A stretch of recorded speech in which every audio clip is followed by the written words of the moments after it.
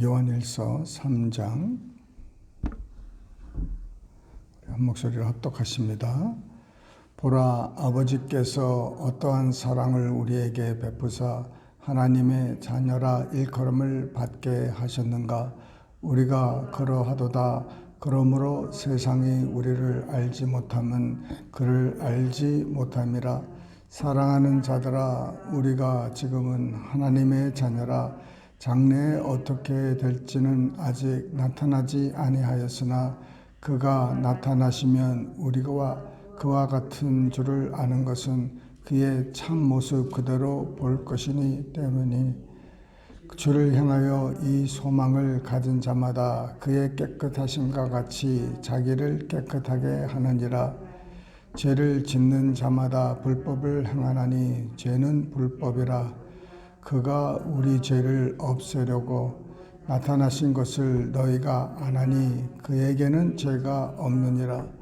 그 안에 거하는 자마다 범죄하지 아니하나니 범죄하는 자마다 그를 보지도 못하였고 그를 알지도 못하였느니라. 자녀들아, 아무도 너희를 미혹하지 못하게 하라. 의를 행하는 자는 그의 의로우심과 같이 의롭고 죄를 짓는 자는 마귀에게 속하나니 마귀는 처음부터 범죄함이라.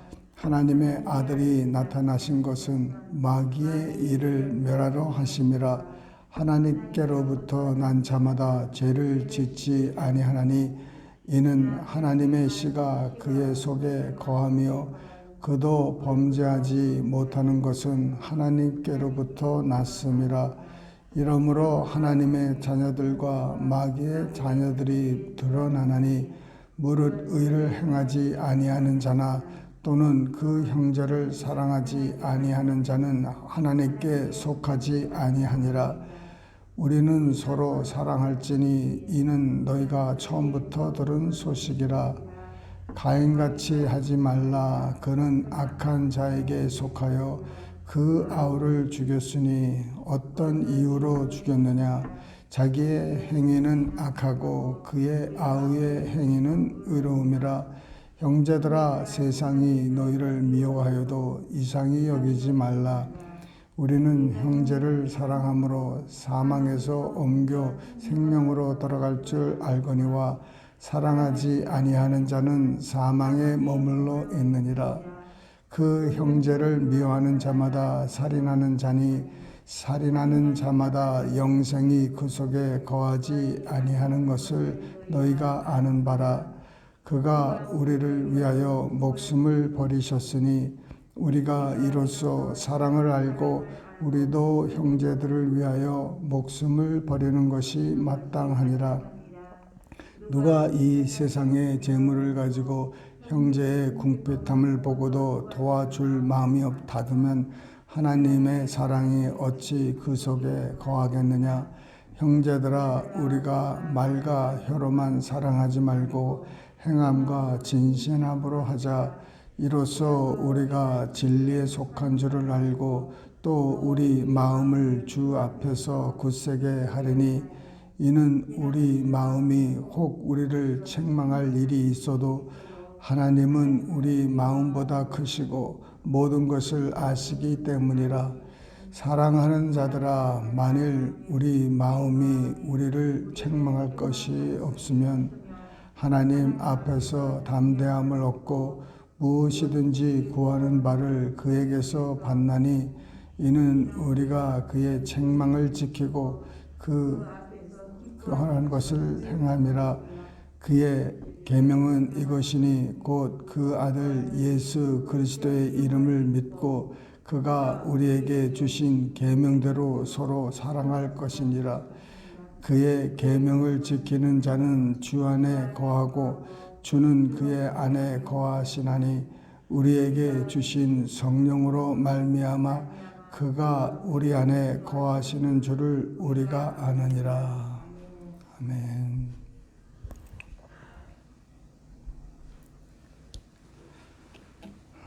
요한일서 3장은 정말 그 사랑에 대해서 많이 쓰고 있습니다. 이 편지 이 내용들을 이렇게 읽어보면은 지금도 그렇지만은 사실상 굉장히 어떻게 보면은 말씀이 굉장히 강하게 전파됩니다. 사랑이 없으면 뭐 하나님의 자녀가 아니다. 마귀에 속했다. 뭐 이렇게 하니 정말 굉장한 이 발언이죠. 그래서 굉장히 그 사랑에 대해서 많이 이렇게 기록하고 있는데 이 1절에 보면은 하나님 아버지께서 어떠한 사랑을 우리에게 베푸사 하나님의 자녀라 일컬음을 받게 하셨는가. 하나님이 우리를 엄청나게 사랑하시는 거예요. 근데 그 사랑을 어떻게 베푸셨냐면은 바로 그 아들을 죽기까지 우리를 사랑하셨다는 것입니다. 근데 말로만 사랑하신 게 아니라 그 행위로 그 하나님께서 아들을 죽기까지 이렇게 주신 그 큰 사랑, 그 사랑이 얼마나 정말 그 크신지 그 사랑을 본받아 우리도 서로 사랑하라 말씀하십니다. 죄를 짓는 자마다 불법을 행한다는 것이죠. 죄는 불법이기 때문에. 그래서 우리가 그 죄를 짓지 않하고 못하는 것은 우리가 죄를 질 때마다 우리 안에서 그 양심이 어떻게 지금 내가 행하는 이 죄들 때문에 십자가에서 예수님이 죽으시고 아버지 하나님께서 정말 아들을 주기까지 이렇게 하셨는데 그 죄를 내가 짓느냐 이거죠. 그 간음하다가 잡힌 그 여인이 사람들에게 이제 끌려와 가지고 예수님 앞에 왔을 때 예수님께서 그녀를 어떻게 용서하시고 살려주셨지 않습니까? 마땅히 돌을 던질 수 있는 자격이 있는 사람은 예수님밖에 아무도 없었어요. 그래서 그 양심의 가책을 다 받고 다 떠났는데 돌을 내려놓고 예수님도 정죄하지 않으셨어요. 그러고 나서는 하시는 말씀이 다시는 죄를 범하지 말라 이렇게 말씀하셨습니다.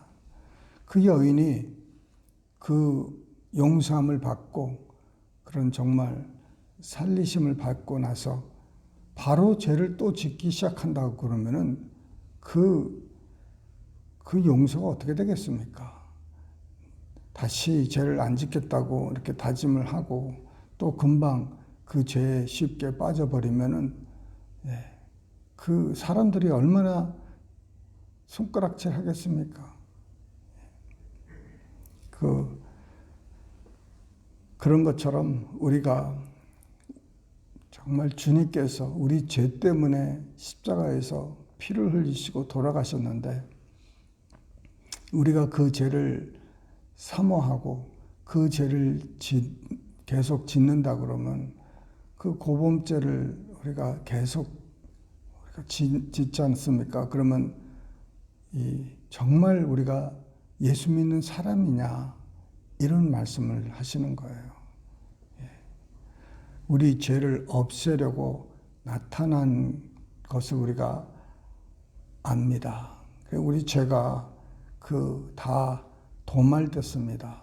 그 전에 구약에서는 동물의 피가 그 사람들의 이스라엘 백성들의 죄를 1년간 덮어줬습니다. 이렇게 덮어가지고 이렇게 죄를 하나님이 동물의 피를 보험으로 이렇게 1년을 죄를 용서하고 하셨는데 우리 예수님의 그 보혈의 피로 우리는 완전히 깨끗함을 도말을 시켜버렸어요. 아주 없애버렸습니다. 그래서 하나님도 그 우리의 죄를 찾으실 수가 없으셨어요. 그래서 늘 우리가 의지하고 바랄 것은 그 보혈의 능력입니다.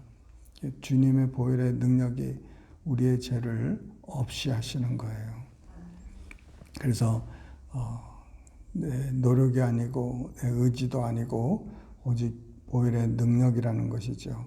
그래서 그 안에 거하는 자마다 범죄하지 아니하나니. 그 범죄하면은 주님을 모른다는 거예요. 알지도 못하고 보지도 못하고. 여러분, 이 얼마나 이 강한 말씀입니까?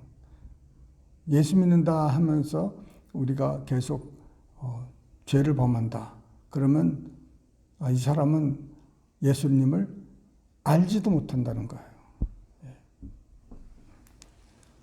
그럼 알지도 못하면 우리가 뭡니까? 예수 안 믿는 사람 아니라면 믿지 않는다는 거예요.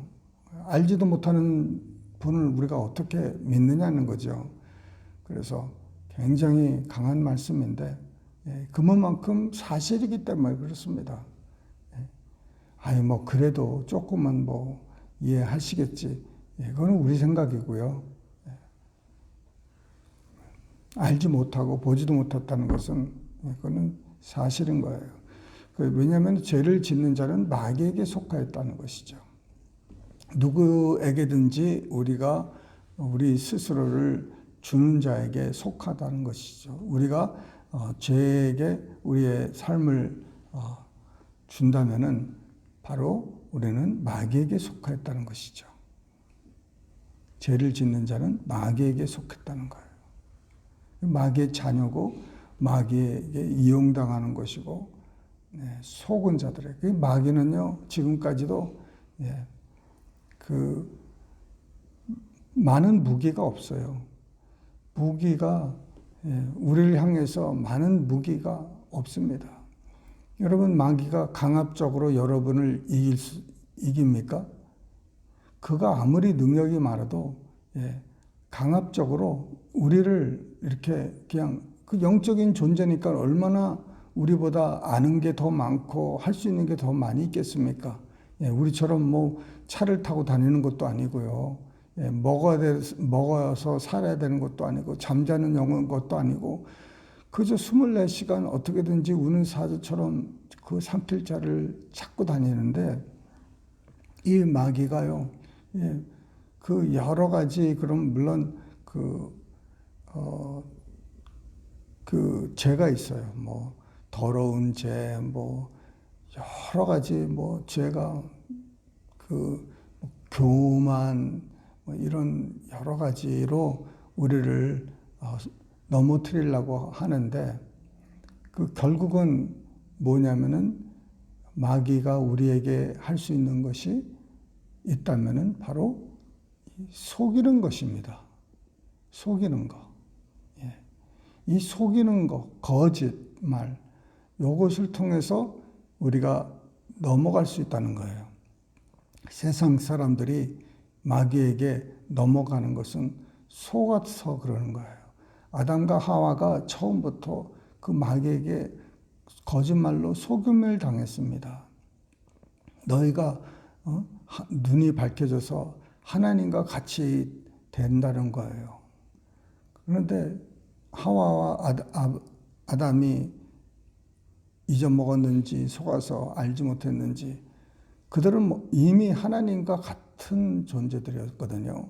하나님의 모양, 하나님의 형상대로 지음을 받았기 때문에 이미 하나님과 같은 그런 지적이고 영적인 그런 존재였습니다. 그런데 속았죠.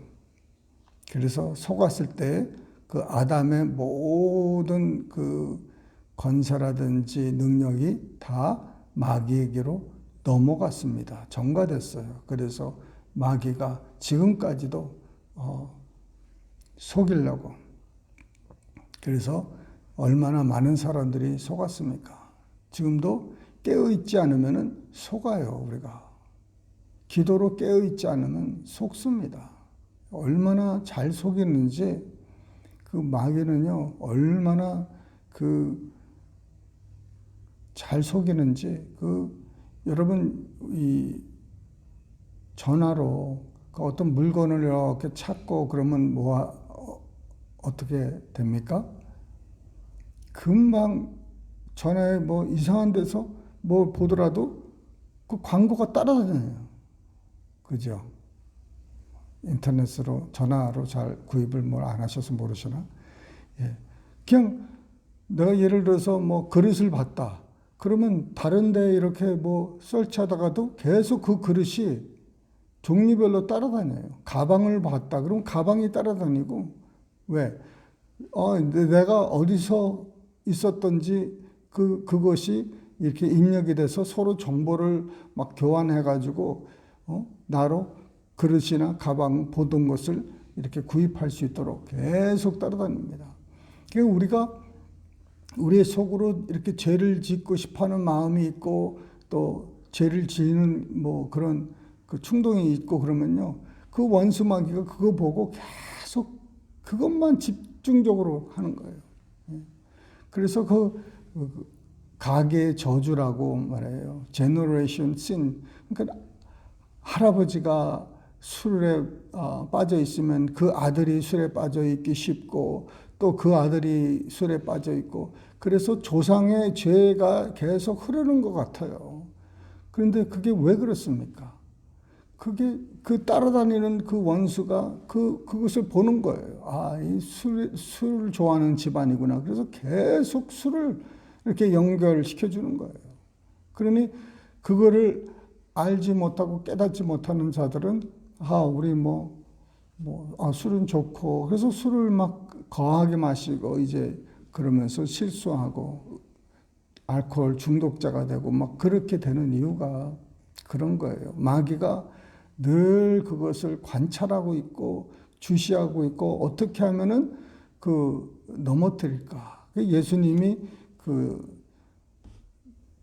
죄를 이제 안 짓고 그 마귀와 이렇게 시험해서 이기셨을 때 그 정욕의